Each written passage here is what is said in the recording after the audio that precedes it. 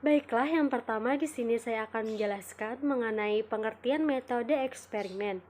Metode eksperimen merupakan suatu metode atau cara yang digunakan dalam penelitian untuk mencari hubungan sebab akibat antara dua faktor yang sengaja dimanipulasi oleh peneliti.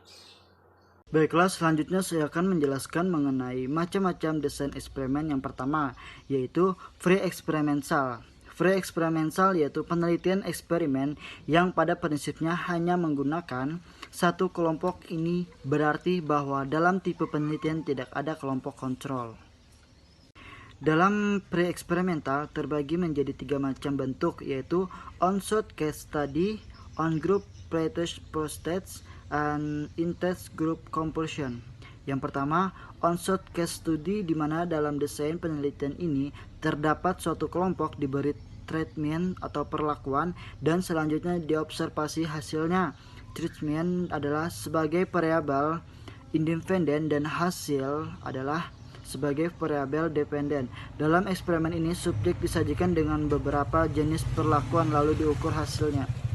Yang kedua yaitu on-group pretest post-test, di mana kalau pada desain on-site case study tidak ada pretest, maka pada desain ini terdapat pretest sebelum diberi perlakuan. Dengan demikian, hasil perlakuan dapat diketahui lebih akurat karena dapat membandingkan dengan keadaan sebelum diberi perlakuan. Dan yang terakhir yaitu intense group compulsion, di mana pada desain ini terdapat satu kelompok yang digunakan untuk penelitian, tetapi dibagi dua, yaitu setengah kelompok untuk eksperimen yang diberi perlakuan dan setengah untuk kelompok kontrol yang tidak diberi perlakuan. Baik, selanjutnya di sini saya akan menjelaskan kembali mengenai macam-macam desain eksperimen yang kedua, yaitu true experimental. True experimental yaitu suatu jenis penelitian eksperimen yang sesungguhnya, di mana peneliti mengontrol variabel-variabel yang diteliti dengan baik, serta mengendalikan situasi penelitian dari ancaman yang mungkin merusak hasil penelitian dari keadaan yang sesungguhnya. Selanjutnya, ada beberapa macam bentuk true experimental, yaitu yang pertama, Posters Only Control Design, yang mana dalam desain ini terdapat dua kelompok yang masing-masing dipilih secara random. Kelompok pertama diberi perlakuan dan kelompok yang lain tidak. Kelompok yang diberi perlakuan disebut kelompok eksperimen dan kelompok yang tidak diberi perlakuan disebut kelompok kontrol. Selanjutnya yang kedua, pretest control group design. Nah, yang mana dalam desain ini terdapat dua kelompok yang dipilih secara random.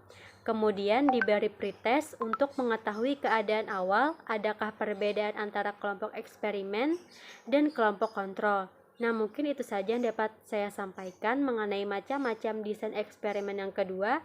Selanjutnya akan dijelaskan oleh teman saya. Di sini saya akan melanjutkan menjelaskan tentang macam-macam desain eksperimen. Yang ketiga yaitu ada faktorial eksperimental. Faktorial eksperimental design adalah bentuk modifikasi atas true experimental design. Modifikasi yang dilakukan ialah dengan mengamati kemungkinan adanya variabel moderator yang mempengaruhi variabel independen yaitu variabel perlakuan terhadap variabel dependen yaitu variabel hasil. Nah, variabel moderator di sini yaitu hubungan antara variabel independen dengan variabel dependen. Variabel moderator juga disebut variabel yang mempengaruhi kuat dan lemahnya hubungan antara variabel dependen dan variabel independen. Nah, pada kelompok ini semua kelompok dipilih secara acak.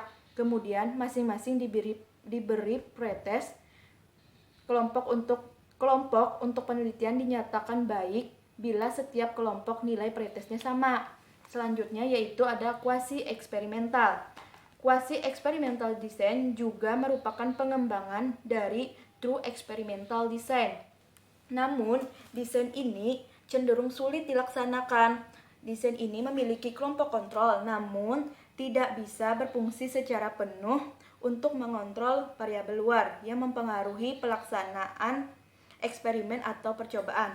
Quasi experimental design dipakai karena pada pelaksanaannya sulit memperoleh kelompok kontrol yang dapat dipakai untuk penelitian. Dalam suatu kegiatan administrasi misalnya ya, atau manajemen, sering tidak mungkin menggunakan sebagian para karyawannya untuk eksperimen dan sebagiannya tidak.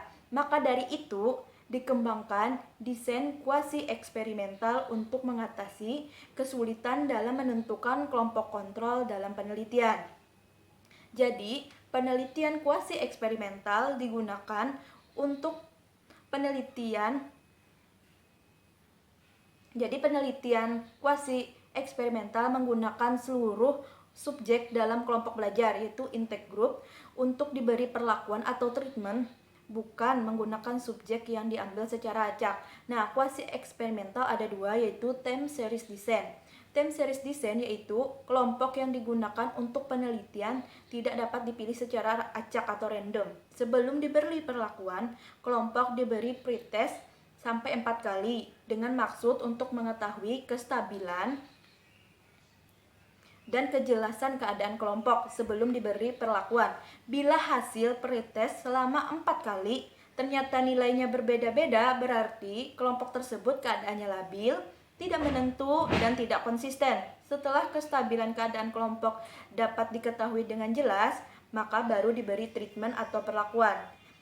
Desain penelitian ini hanya menggunakan satu kelompok saja, sehingga tidak memerlukan kelompok kontrol. Yang selanjutnya itu non-covalent control group design.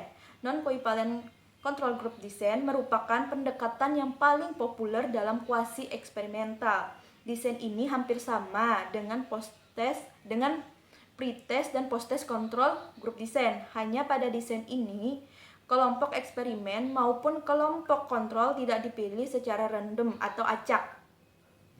Dalam desain ini, baik kelompok eksperimen maupun kelompok kontrol dibandingkan. Meskipun kelompok tersebut dipilih dan ditempatkan tanpa melalui acak, dua kelompok yang ada akan diberi pretest, kemudian diberikan perlakuan, dan terakhir diberikan post-test. Nah, itu tadi penjelasan mengenai macam-macam desain eksperimen. Terima kasih.